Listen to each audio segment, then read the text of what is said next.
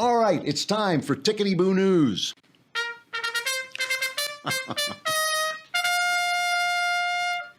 So this is a kind of a different way of looking at the news, a different way of looking at the world around us, because I think, there's just so much. It's not that I'm looking for good news. It's that I'm looking for reality. I'm looking for the constant flow of attacks and bad news and anger and rage to just part and let's see what's really going on. And I think sometimes for conservatives, it just seems like the culture is against us. It is against us. The Democrats, the left, runs Hollywood. It runs the academies. They're doing a fundraiser for hurricane relief. And the last time they did this, remember with Katrina, that's where Kanye West got up and said George W. Bush doesn't like black people, and they've given, so Stevie Wonder, who I'm not a big Stevie Wonder fan, but I recognize his talent. He gives this speech. Listen to this speech. It's incredible. They just can't stop, and they can't hear themselves either, because listen to what he says. We've come together today to love on the people that have been devastated by the hurricanes. When love goes into action,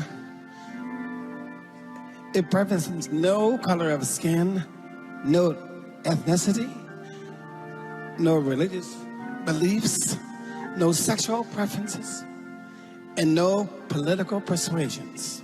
It just loves. As we should begin to love and value our planet, and anyone who believes that there is no such thing as global warming must be blind or unintelligent. So I'm not even going to go for the cheap blind joke, but he goes, there's love. It's for everyone. It doesn't matter your politics, your sexuality, your race, your color. It's love. It's love. But if you don't believe what I believe, you're an idiot. It's like he can't even. They're so convinced of what they think. They're so wrapped up in the bubble of what they believe that they don't see how they insult people. And what you see, and especially you see this in the late night comedy shows, you see them training up their audience to believe what they believe. And that's what makes us so feel like we have no chance to get these people back. The politics is downstream from culture. Listen, here's Jimmy Kimmel. Anybody, any comedian who doesn't look at Hillary Clinton now and come up with material about this is not doing his job. He's not doing his job. So Jimmy Kimmel is now, this is cut number one. He does a thing where he has Lucy the Pooh, right? He's Hillary Clinton as Lucy the Pooh. But even as he's making fun of her, he can't make fun of her. It's got to all be about Trump, and it's got to be about the fact that she shouldn't have lost. But listen, he makes one slight joke about her, and listen to the audience react. Listen to this. Once upon a time, not too long ago, November 9th to be precise, Piglet was skipping through the woods when he happened upon his friend Lucy the Pooh eating a giant jar of her feelings. "What's wrong, Lucy?" asked the clearly uninformed Piglet. "What's wrong? I was supposed to be the first Pooh president. I've been preparing for this since I was a cub. All the polls had me winning." "So how did you lose?" questioned Piglet. "Well, I was better prepared in the debates, it was a foreign policy experience as Secretary of State, and I won the popular vote in a landslide." "Well, I'm lost," said Piglet. "That sounds great." "Yes, but I never hosted a reality show or put my name on vodka or grabbed a heffalump by the woozle. Or visited Wisconsin," added Piglet. Lucy the Pooh let out a big sigh and stared into the distance. "Well, at least I'll never have to deal with that loud orange lunatic ever again," muttered Lucy. And suddenly, out of nowhere, Lucy heard a loud noise. It was So then it just becomes Trump bashing, as always on every late night comedy monologue ever. But you heard that the one time he mentioned the fact that Hillary lost because she campaigned badly. Oh, the audience, they're being trained. They're like trained dogs who are being taught there's only one narrative. This is what it is. And we are going to, and you, if you are a good person, you are going to subscribe to that narrative. Now, here's the thing. So that's late night TV. That's all the powerhouses. That's all the mainstream media. That's where it's being fed. Wherever you go, you want to see Stevie Wonder, you got to listen to climate change. You want to watch Jimmy Kimmel, you got to get the guy you voted for, watch him get slapped around every single night over and over and over again. They just feel they own this culture. Here is a YouTube star that we've had on a couple times. She's just come out. Her name is Candace Owens with The Myth of the Coon. She is this absolute, if you can't see it, she's an absolutely beautiful black girl. This is her response to all of this. I love this. Here's the thing, famous ladies and gents. Nobody cares what you think. Nobody cares what you think. We don't care what you think. I love this. So here is Elizabeth Ames at the Fox website.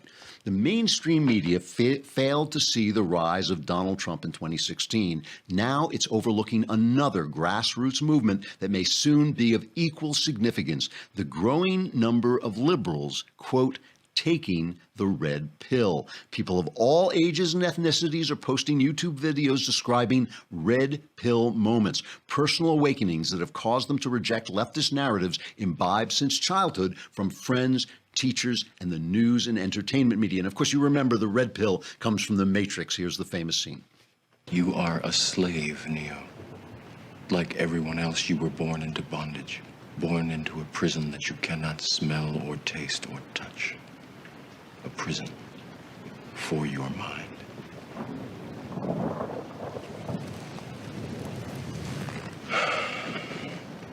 Unfortunately, no one can be told what the Matrix is. You have to see it for yourself.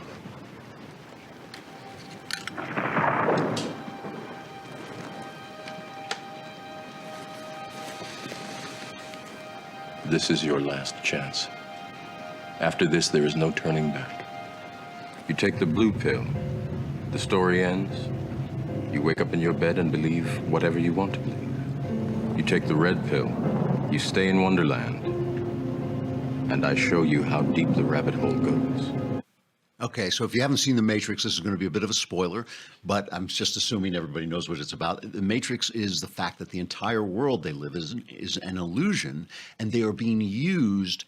Human beings are being used as batteries to power its machines, right? They're powering machines, yeah. They're being, but to keep them quiet, to keep them in their little cocoons where they're all wired up to these machines to suck out their brain energy, they give them this illusion. That is what the Democrats and the leftists do. They give you the illusion of virtue. They give you illusion that you're living in this world of virtue to get power, to take power from you. And people are finding out, and they call it taking the red pill. So let's just look at a couple of these, just a couple of clips of this YouTube things. It's mostly young people, but it's all kinds of people really just saying they took the red pill. Here's the dissent report. Essentially, I took the red pill by a combination of a few different things. For one, I saw really most of my friends on Facebook and in person, but largely on social media, moving extremely far to the left toward an authoritarian sort of progressivism. They took these liberal ideas and they turned them into suppression of anything that stood in their way. So it became fairly evident very quickly that these people weren't actually standing up for anything relating to liberty. Really, they were just standing up for a divisive brand of politics that would tolerate no dissent whatsoever. Okay, so that was a guy who saw this on Facebook, right? He saw the hatred. And by the way, this has been really intense. I mean, I know a lot of people who are conservatives, but they're quiet conservatives. They're moderate conservatives. They don't go out around talking about it. But suddenly they're looking on Facebook and they're seeing their friends unleashing this vitriol, this hatred. And they're like, wow, if they said that to my face, that would be a terrible, terrible thing. But they're saying it on Facebook. They don't understand that they're talking to human beings. Maybe they don't know about their friends' political persuasion. So they're just saying this hateful thing. And now these guys are seeing the hate. And here is the other one. This is a woman named Kirsten Lauren. So that was a guy who saw it on Facebook, saw it on the news, essentially. Here's a woman named Kirsten Lauren talking about her experience that she did something. She's not very specific about it. She did something that almost destroyed her life because she was following left-wing precepts. I've taken the red pill. So that it's Matrix reference, but it also has a lot to do with politics and worldview. And after this experience, I took the red pill, and I can't unsee what I see in the world now. I can't remove my perspective just for comfort anymore. It's like the world is a bad place and our society is so fucked up and it's going to hell and hell and hell faster thanks to so many reasons that people just are throwing everything away. And I almost threw everything of mine away because I was following my environment. I was following what I thought was right. I was following the advice of people who I thought cared about me. I was following the advice of my society. See that? I mean, that I find that very moving because that's the other thing. Conservatives are not trying to hurt anybody; they're trying to help people. You know, when we talk tough and we tell you what reality is, and we tell you, you know, that you're not a girl just because you put on a dress. When we tell you that you're not being compassionate when you give out welfare to people and hook them on these, we're not trying to hurt people. We're trying to help people. And she had that as a personal experience. That wasn't on Facebook. She made decisions based on what the society, as she says, was telling her, and suddenly realized, ooh, you know, that was a close call. She said it was like a bullet grazing her, you know, that came that close. Another woman is this Cassie J, who was making a documentary, a feminist, who was making a documentary about the men's rights movement, meaning to attack them, and started listening to their arguments and thought, wow, they're right. They're right, you know, and she stopped being a feminist and then found that her relationship with her boyfriend, surprise, surprise, really improved. Suddenly her life started to improve as well. You know, the thing about it is listen, we are now the leaders in trolling. I think we have a great, routine. We're very funny. Twitter, we just own Twitter. Conservatives, I'm talking about Twitter. We own Twitter. We own the humor world. These guys with their F Trump every night are not that funny. We really are, you know. The conservative voice is now the voice of humor, but we also have to deal. We also have to deal in facts. We have to deal in information, and we have to deal in compassionate delivery of the truth, because people are waiting for this message. They are waiting to hear. They have been cheated out of their birthright. They have been cheated out of their American heritage. They have been cheated out of the truth about the world. And now that bill is coming due, and they're taking the red pill. They're getting angry. We could start to win this fight. We conservatives could start to win this fight if we just learn how to talk to them and how to welcome them when they come over.